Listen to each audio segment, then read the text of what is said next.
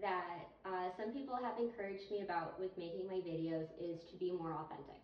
It's a little hard for me because I'm not very natural in front of the camera, and so I'm really, trying to put my best foot forward and use my etiquette and proper techniques that I have learned over the years, and where those are really good things, and I'm going to continue to do that. I'm going to try and be a little less stiff. Sorry, I got distracted by a horse. that goes along with my point perfectly. I'm probably going to leave that in. And one of the things that I wanted to mention today is, as you can see, I'm wearing the same outfit as yesterday. And that's because my mom's not here, and she's been helping me get dressed because I still am healing after breaking both my wrists. And this outfit is really easy to put on, and since she's not here, I put it on again. So I did try to change it up with some jewelry and stuff, and I hope you like it, but that is the reason that my outfit is the same for 2 videos.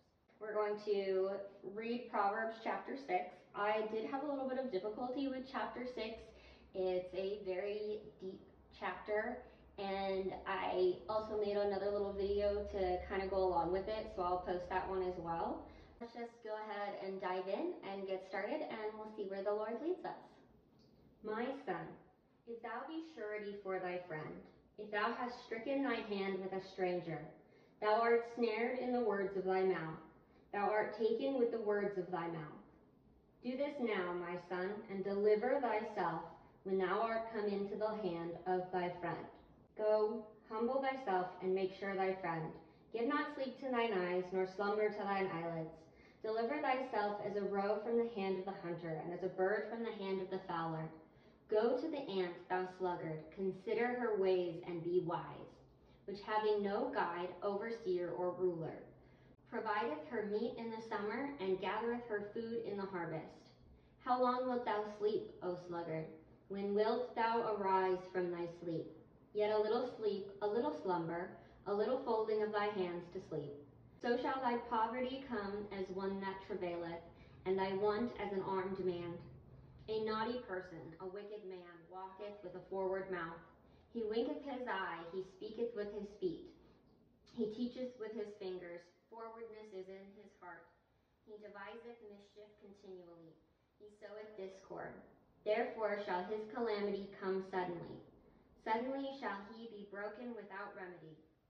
These 6 things doth the Lord hate, yea, 7 are an abomination unto him. A proud look, a lying tongue, and hands that shed innocent blood. A heart that deviseth wicked imaginations. Feet that be swift in running to mischief. A false witness that speaketh lies, and he that soweth discord among brethren. My son, keep thy father's commandment, and forsake not the law of thy mother. Bind them continually upon thine heart, and tie them about thy neck. When thou goest, it shall lead thee. When thou sleepest, it shall keep thee. And when thou awakest, it shall walk with thee. For the commandment is a lamp, and the law is a light, and reproof is instructions are in the way of life. To keep thee from the evil woman, from the flattery of the tongue of a strange woman. Lust not after her beauty in thine heart, neither let her take thee with her eyelids. For by means of a whorish woman a man is brought to a piece of bread, and the adulteress will hunt for the precious life. Can a man take fire in his bosom, and his clothes not be burned? Can one go upon hot coals, and his feet not be burned? So he that goeth into his neighbor's wife, whosoever toucheth her, shall not be innocent. Men, do not despise the thief, if he steal to satisfy his soul when he is hungry. But if he be found, he shall restore 7-fold. He shall give all the substance of his house. But whoso committeth adultery with a woman lacketh understanding. He that doth this destroyeth his own soul. A woman and dishonor shall he get, and his reproach shall be wiped away.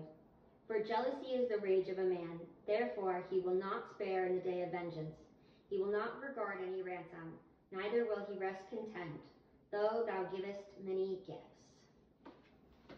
When working on this chapter, I consulted my mom a little bit to help me have a little bit of a better understanding with the beginning. And I just wanted to mention that it's okay when you're going through the Bible if you don't understand something. And there are times when God is going to reveal things to you as He wants you to know them. But there are also times that it's good to go to someone who has more experience or more knowledge than you and ask them their advice on what it means and what God has revealed to them. So I did do that, and I'm getting a better understanding. So for anyone who may have trouble with this chapter, just seek some advice and ask your pastor and see if they have any input. My son, if thou be surety for thy friend, thou hast stricken thy hand with a stranger. Thou art snared with the words of thy mouth. Thou art taken with the words of thy mouth. Do this now, my son, and deliver thyself when thou art come into the hand of thy friend. Go, humble thyself, and make sure thy friend.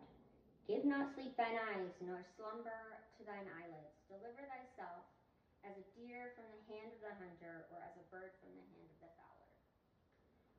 I want to put this into a picture. So imagine you and 3 friends are going to have an apartment together.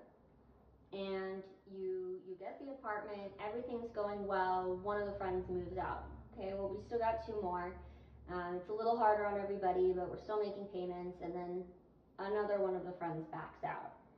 And now there's 2, and you guys are constantly fighting because rent's due and it's not getting paid, and there's so much burden on you, and maybe the other person isn't holding up their end of the bargain on cleaning or trying to find another roommate, and you have given yourself over to be in a foolish situation. Now, I understand that there are times where this is necessary, but God is actually warning us against making foolish decision that puts ourselves in the trust of other people, such as these friends.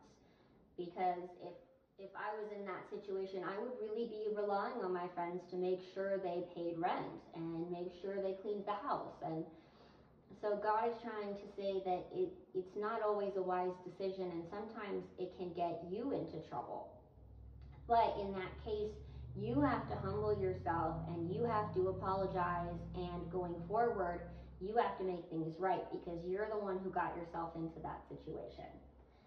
So when God says you're a sluggard and go watch the ant because the ant takes care of itself, basically he's saying that you already know what you need to do. You just have to go and do it. And then he starts getting into, how long do we sleep? O sluggard, when thou arise out of thy sleep, yet a little sleep, a little slumber, a little folding of thy hands. So shall thy poverty come as one that travaileth, and thy want is as an armed man. He means that literally you can become sluggish and lazy, and you're going to get into poverty in that situation because you are not working for yourself. If you're sleeping instead of doing your responsibilities, if you are not working to pay your bills and working to create a home for yourself, and you're just kind of lazing your day away, making enough money to get by, God is warning us against that. He says don't do that. That is not a healthy way to live. You are actually going to be stricken in poverty.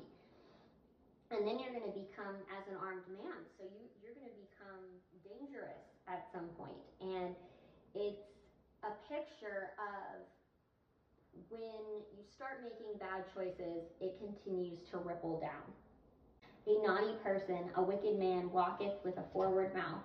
He winketh with his eye, he speaketh with his feet, he teacheth with his fingers. Forwardness is in his heart, he deviseth mischief continually, he sowed discord. Therefore shall his calamity come suddenly. Suddenly shall he be broken without remedy. He's saying literally you're going to get so broken that nobody can fix you. And that is so scary to me. And I think about the people who are living on the streets and they are in these camps and everything's just disgusting and dirty and they live a very nasty life. That is what God is warning against. Because it may not start out that way, but that's where it leads to. And living in a sluggish life leads you to poverty. So God is encouraging you to work and work hard and make a good life for yourself. Now, I made another small video that kind of talks about this point right here in a lot more detail. So I'm going to skip over it a little bit. I'm just going to read it one more time. 6 things that the Lord hates, yea, 7 are an abomination unto him. A proud look, a lying tongue, hands that shed innocent blood, a heart that deviseth wicked imaginations, feet that be swift in running to mischief, a false witness that speak lies, and he that soweth discord among his brethren. So those are definitely things that you want to avoid doing in your life. My son, keep thy father's commandment, and forsake not the law of thy mother. Bind them continually up upon thine heart, and tie them about thy neck. When thou goest, it shall lead thee, and when thou sleepest, it shall keep thee, and when thou awakest, it shall talk with thee. For the commandment is a lamp, and the law is light, and reproof of instructions are the way of life. So he is giving 2 examples. One is an abomination, and one is the road to life. And you basically have to decide, are you going to live walking in these 7 abominations, or are you going to walk the light and the path that God has chosen for you? At a certain point, we all have to make a decision on which way we want our life to go. Lust not after his or her beauty in thine heart, neither let him or her take thee with their eyelids. It means don't let them bat their eyes at you and think, oh my gosh, they love me. No, they don't. They just want you to sleep with them, and they probably want to corrupt you. They want you to feel as dirty and as filthy as they do on the inside. Don't believe it. It's a lie. Can a man make a fire in his bosom and his clothes not be burned? Can one go upon hot coals and his feet not be burned? So he that goeth to his neighbor's wife, whosoever toucheth her shall not be innocent. Guys, girls, don't cheat, okay? And if you're causing someone else to cheat, that's still cheating. So even if you're not in a relationship and you get into a relationship with someone who was in a relationship, especially a marriage, that is absolutely not okay in the sight of God. To the point that he says, but whoso committeth adultery with a man or a woman lacketh understanding. He that doeth it destroys his own soul. You will literally destroy your soul doing this. Okay, this is very, very serious. A wound and dishonor shall he or she get, for the reproach shall not be wiped away. So it's never going to go away. That stain will always be on your life. He will not regard any ransom, neither will he rest content, though thou givest many gifts. So there are certain things that you can't return from. It destroys friendships, marriages, lives. Some people commit suicide. It is a very dangerous thing to be going after someone else's person. And, we live in a world where not a lot of people get married and not a lot of people stay faithful, and that should scare you, because we're literally destroying the souls of the human beings around us. We're saying it's okay, as long as you love each other, you guys should be able to commit adultery and sleep with other people's wives or husbands. They're literally destroying their own souls. we've been gaining a lot of knowledge, a lot of insight, and I am so excited and happy and blessed to be doing this with all of you. And if you have any questions or any comments, please let me know. Enjoy the beautiful fall weather. And in the words of our illustrious Savior, go and sin no more.